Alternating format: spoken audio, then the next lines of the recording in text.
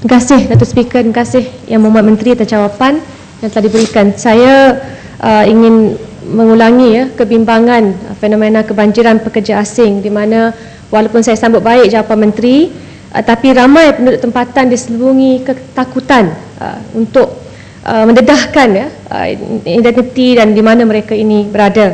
Jadi sebelumnya di Parlimen disebut bahawa untuk hampir lebih 1 juta pekerja asing tanpa izin, Yang Berhormat Menteri sebut 1.3 juta yang didaftar setakat ini pekerja asing tanpa izin. Dan mereka ini tambah dengan pekerja asing yang didaftar, lebih 2 juta daripada 13 juta warga pekerja di Malaysia. Baru-baru ini kerajaan telah mengumumkan depo penuh. Maksudnya kalau operasi dilakukan tapi tak cukup tempat untuk menempatkan parti-parti yang ditangkap. Apakah yang sedang dilakukan oleh kerajaan untuk menangani masalah ini dengan komprehensif? Kerana saya tahu seperti yang disebut oleh Yang Berhormat Lenggong tadi, 1.5 juta pekerja Bangladesh sudah pun diambil masuk, di mana setiap minggu 2,000 akan masuk menurut sistem kad pengenalan khas ini.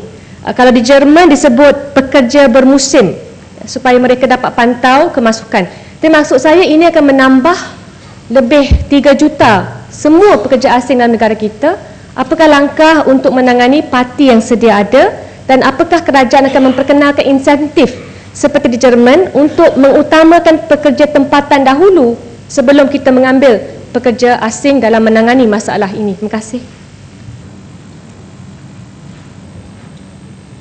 Terima kasih Yang Hormat.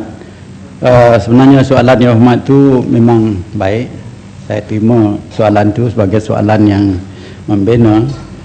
Sebenarnya masalah kita Yang Hormat bukanlah soalan pendatang asing dan insentif saja Yang Hormat. Masalah kita ialah masyarakat di negara kita sama dengan masyarakat di negara maju yang lain.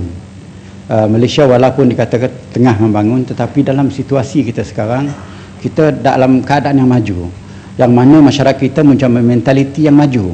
Jadi apa dikatakan fenomena sejagat ataupun universal fenomena, dikatakan 3D ini berlaku di Malaysia, iaitu pekerjaan-pekerjaan yang dirty dengan izin Datuk Yang Tua, pekerjaan yang dangerous ataupun kerjaan-kerjaan yang demeaning. Ini tidak dimahu oleh orang Malaysia lagi dah. Orang Malaysia tak mahu kerja sedemikian rupa lagi. Jadi dalam keadaan sedemikian, hanya orang luar daripada negara-negara asing saja yang mahu menduduki kerja-kerja semacam di ladang, tempat pembinaan, dan termasuk menyaji barang makanan di restoran-restoran. Jadi ini telah ataupun mencuci toilet di mana-mana. Jadi dalam keadaan sedemikian, kita nampaknya telah bergerak ataupun mobilize ke negara yang maju, mentaliti kita. Dalam keadaan sedemikian, apa saja insentif kita bagi, kalau mereka ini masih memilihkan pekerjaan yang less dangerous, less dirty and less demeaning, ini kita akan masih attract pendatang asing. Tapi dalam masa yang sama Yang Hormat, operasi kita selepas dahulunya, kita dapati bahawa operasi 6P yang kita laksanakan dahulu, iaitu termasuk program pemutihan pihak-pihak parti yang berada di negara ini, kita mendapat rungutan-rungutan yang kita terima daripada banyak pihak. Apabila rungutan diterima daripada banyak pihak, maka kita menjalankan satu operasi yang mana dipanggil operasi khas parti, PKPP. Operasi khas ini tidak termasuk pemutihan lagi. Ia dalam sudut hanya kena kita respon kepada komplain dahulu, mengatakan ada ahli-ahli parti yang dibawa ke sini telah ditipu oleh majikan, dan juga mengatakan bahawa mereka ini telah ditipu outsourcing company. Ini sudah kita tutupkan, outsourcing company tak ada lagi.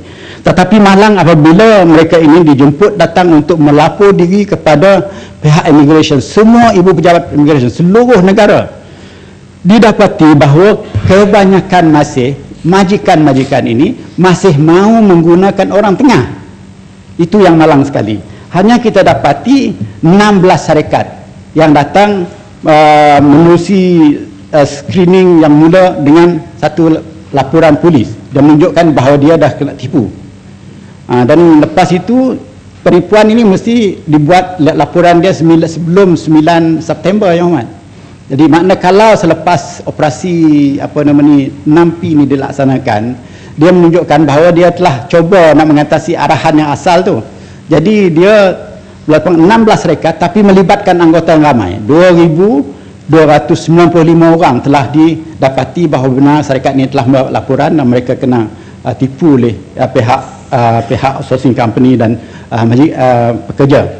Dan bahagian kedua pula, yang ada datang berjumpa dengan immigration, tetapi laporan dia dibuat selepas hari bulan yang ditetapkan.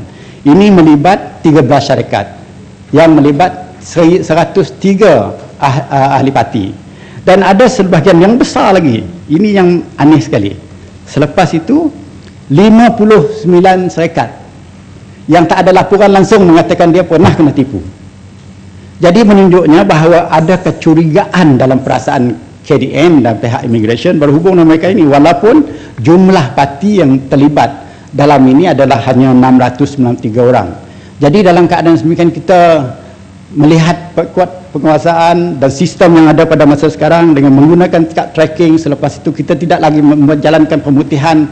Inilah saja caranya Yang Hormat untuk, tapi kita juga mengadakan kerjasama yang erat dengan ambassador, duta-duta negara lain, negara asing, supaya memberi dokumen kepada mereka yang tidak ada dokumen negara ini. Tapi perkara di Sabah itu dia berlainan sedikit. Selagi RCI belum siap Yang Hormat, kita tidak boleh membincangkan apa yang berlaku selepas ini Yang Hormat. Terima kasih Yang Hormat. Datuk Yang di-Pertua, bagi satu soalan ini soalan